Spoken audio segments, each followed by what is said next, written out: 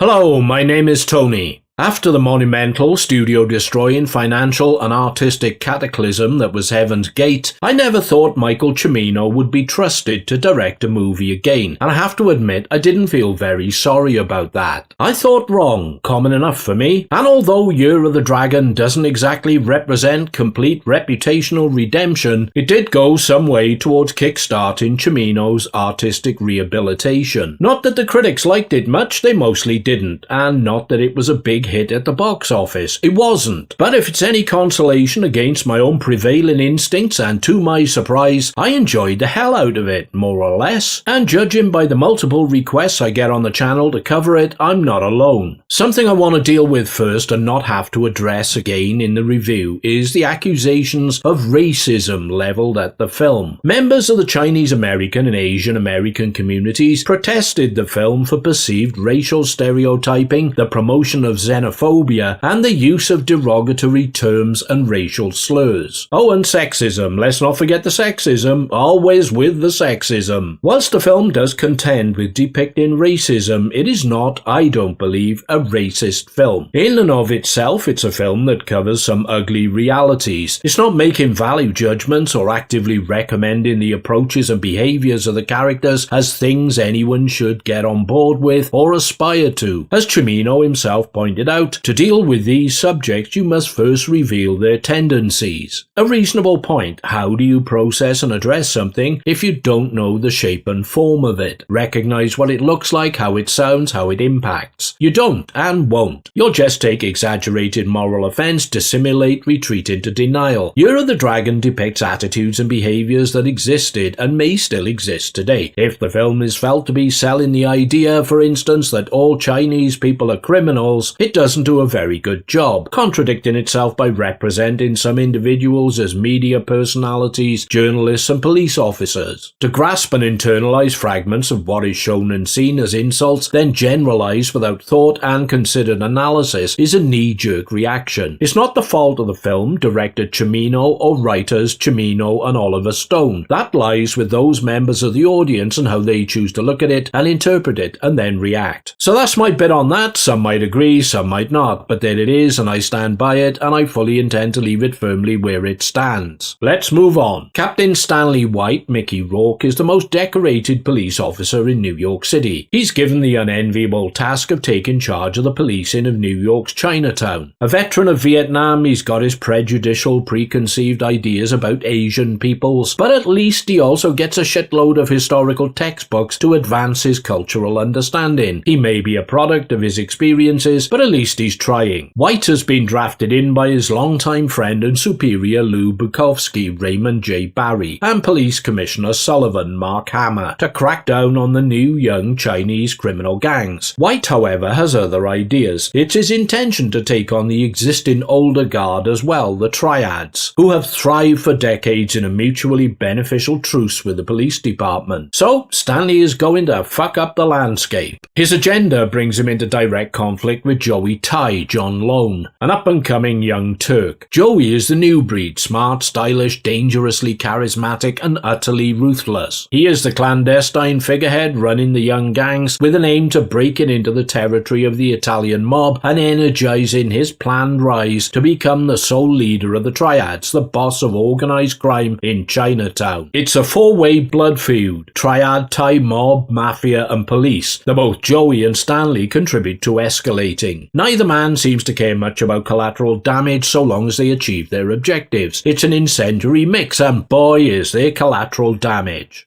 Domestic elements are integrated into the mix and run parallel with the other threads. Stanley is married to Connie, Caroline Carver, who, although she's younger than him at 35, feels her biological clock ticking down. She wants kids. Stanley says he does too, but clearly he doesn't. Mixed-race news reporter and journalist Tracy Zhu Ariane enters the frame. Stanley pitches the idea of her fronting a series of TV reports on the criminal underworld in Chinatown. It's not long before they're engaged in a torrid sexual affair, which fucks Stanley's marriage up the kazoo. As events escalate, in an assassination attempt on Stanley, Connie is garroted to death by Chinese gangbangers. Tracy is home invaded and raped by 3 of them. Stanley will still not back off. In the scheme of things, rookie undercover cop Herbert Kwong Dennis Dunn, who Stanley press-ganged into service despite his inexperience, is violently gunned down, and his own partner Rizzo Leonard Termo is shot in the gut. Stanley forges ahead, even after he is kicked out of his position, in part for illegally wiretapping Joey and running surveillance on him with the use of 2 ex-missionary nuns. Yes, nuns. Despite being given his marching orders, Stanley turns up at the docks where he's discovered Joey is about to take delivery of a shipment of drugs. During the confrontation, Joey shoots White through the hand, the bullet passing into the face of his chief enforcer. Joey tries to escape along the railroad tracks with Stanley in pursuit. They face off against one another, firing bullets. Stanley hits Joey twice. To save face, a severely wounded Joey requests Stanley's gun. Stanley duly hands it over and Joey blows his own head off. The film ends with Stanley starting a near riot on the streets of Chinatown during Joey's funeral procession. Tracy and Stanley find each other amidst the chaos and embrace, reunited. The question is, what do we have for entertainment?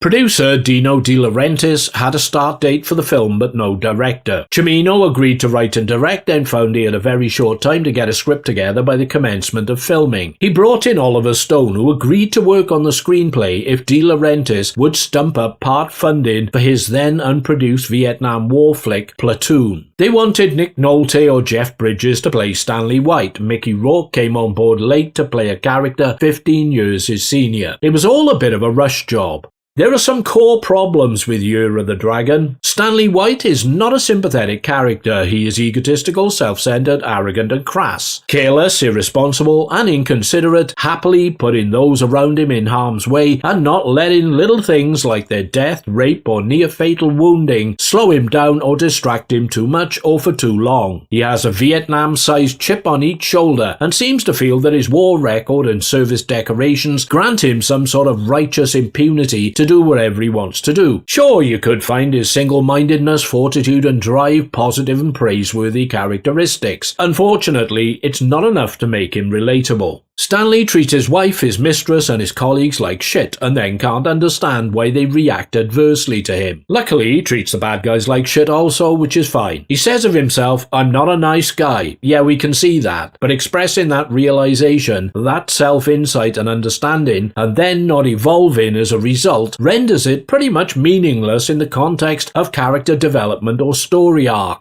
So how much we root for Stanley is contingent on how much we are able to tolerate him. I'm a bit of an arsehole myself, nothing like understatement folks, so I can identify to some extent and cut him some slack at least. People who are less high up in the arsehole awards ranking, maybe not so much. Being such a, well, prick doesn't infuse his relationships with Connie and more explicitly Tracy with any sense of plausibility. I'd highlight Ariane's character because she is one of the most aesthetically drop-dead gorgeous creations to grace the screen. Young, vibrant, transcendently beautiful, stellar job, high contrast lifestyle, and she wants a relationship with a 55-year-old Polish cop whose seduction technique is to tell her how much he hates her because of her Chinese heritage. I don't see a Mills and Boone ending. Somehow, Christ knows how, Cimino and Stone did. Those fucking guys. Ariane, high-profile model Ariane Koizumi, quit acting after this film. The critics were almost universally damning in addressing her performance. A New York Times review claimed she is so ineffectual, a part of the film's framework, that she is even upstaged in a nude scene by a glimpse of the Brooklyn Bridge. That quote is attributed to a female critic, Janet Maslin. All I can say is I wasn't looking at the Brooklyn Bridge, and I wasn't jealous of her and the way she looked either, but more of Mickey Rourke and where he was getting his view from, the lucky bastard. Okay, so she wasn't a good actress, but I've seen far worse on their first rodeo, and at least she gave the emotional scenes what I will assume was her best shot. Anyway, she got savaged and trolled in print and gave up. Hope you're all happy and pleased with yourselves. I've got to watch Year of the Dragon now if I want to see the girl. Structurally, Year of the Dragon is uneven. Starts out that way away immediately with the continuity. When we first see Stanley, his hair is white, then it's brown and greying at the temples, then it's steel grey all over. It's like some sketchy parody of a Grecian 2000 advert. There's a corrupt cop in the pay of Joey Tai. I hardly noticed him. Apparently, he's the one who rats out Herbert Kwong, resulting in his murder. He turns up again near the end, driving past Stanley at the dock, shouting abuse. Stanley shoots him in the face. I had absolutely no idea who this guy was, which left me scrabbling to get a mental fix on where he fits in, at the point where I should have been devoting attention to the end game. Some of these characters are just so on the periphery and underwritten they don't even register or make an impression. When Connie is garroted, Stanley shoots one of the perps dead, chasing the other into the street, ignoring his dying wife. As you would, naturally. As the perp tries to escape in a car, Stanley's immediate boss, Bukowski, is seen running along the street to help with a pump-action shotgun. He's wearing pajamas and a dressing gown. He must live in the same neighborhood as Stanley then, but it looks and feels so random, almost surreal. He just turns up. Who knew he was the cop next door? Well, not me. Of the performances, John Lone is a definite revelation. One of the most compelling and stylish of screen bad guys. His smouldering, dead-eyed stare, fractionally shifting expressions, and cool, cultured mannerisms compose a magnetic study in articulate and crafted chicanery. I think he won a Golden Globe for Best Supporting Actor or something, and whilst I feel awards are pretty fucking meaningless, the recognition alone is in this case valid. He's one of the reasons for watching. What else is there? The score by David Mansfield is a dynamic powerhouse, but it's the cinematography by Alex Thompson that will blow you away. It's unique, very neo-noir, panoramic and expansive though, with a superb colour palette that is fascinating. Along with Cimino's use of unorthodox shooting techniques, it gives the film, set mostly in what should be claustrophobic urban environments, a sense of space, of grandiose sweep and vision. Occasionally it looks raw or dreamlike, but always attention-grabbing. A feast for the eyes, Mr. Bond.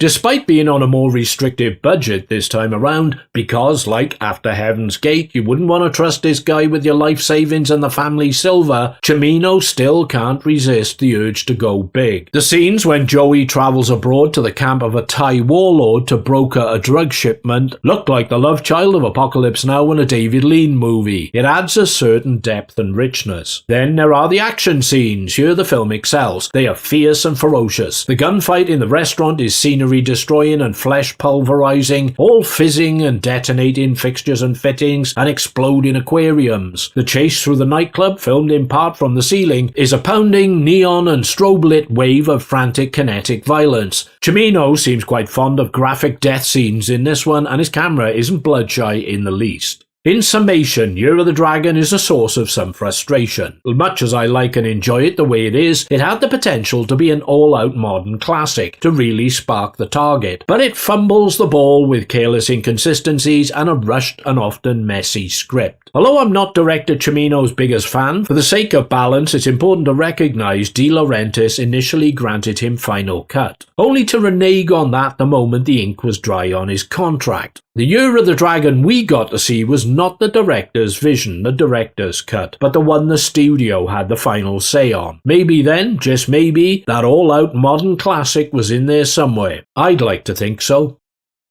Thank you, I'm grateful as always for your time and attention. Slobber down your glass noodles and do whatever you want to do next. Hit like, don't like, comment, subscribe, be a patron of my Patreon thing, make a financial contribution via the thanks button. I've got a cough and a head cold that just seems to drag on, so I'm off for some Cavonia, Cocodamol and medicinal Jack Daniels. See you in the spring, pilgrims.